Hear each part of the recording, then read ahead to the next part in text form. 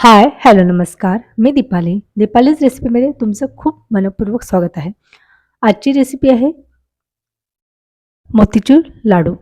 करायला अगदी सोपे आहे. चला तर मग वेळ न घालवता कृतीला सुरुवात करू.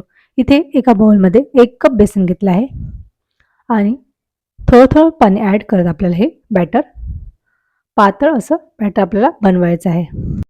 बॅटरची कन्सिस्टन्सी आपल्याला पातळच ठेवायची आहे. बघा या पद्धतीने दाखवत आहे त्या पद्धतीने. या पद्धतीने आपल्याला बॅटर बनवून घ्यायचं आहे आणि दुसरीकडे मी गॅसवर कढई ठेवली आहे. तेल छान गरम झालं आहे. बघू शकता या पद्धतीची कन्सिस्टन्सी पाहिजे आणि इथे गॅसवर कढई ठेवली आहे. तेल छान गरम झालेलं आहे. त्यामध्ये चमच्याच्या साहाय्याने आपल्याला हे बॅटर सोडून घ्यायचं आहे.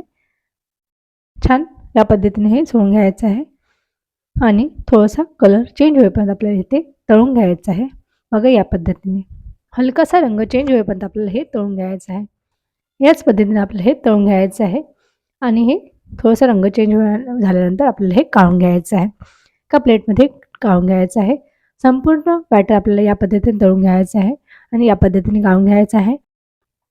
या ओबडधोबड भज्यांना आपल्याला थंड होऊ द्यायचं आहे. हे थोडंसं थंड होऊ द्यायचं आहे. त्यानंतर मिक्सरच्या पॉटमध्ये आपल्याला हे ओबडधोबड असं वाटून घ्यायचं आहे. जास्त बारीक न वाटता ओबडधोबड असं वाटून घ्यायचं आहे. बघा या पद्धतीने टेक्स्चर असलं पाहिजे.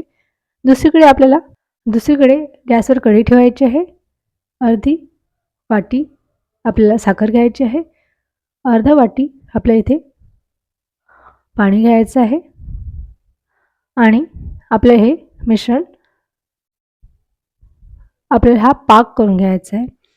जास्त पाक न करता 1 तारी किंवा 2 तारी आपल्याला इथे पाक न करता साखर विरघळेपर्यंत आपल्याला हे पाक करून घ्यायचा आहे.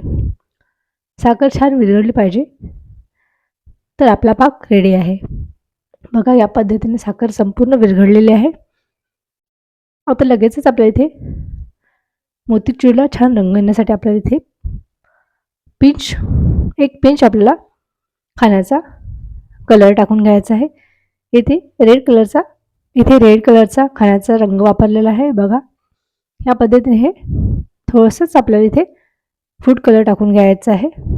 बघा या पद्धतीने पाक आपला झाला आहे आणि हे फूड कलर या पाकामध्ये मिक्स करून घ्यायचं आहे.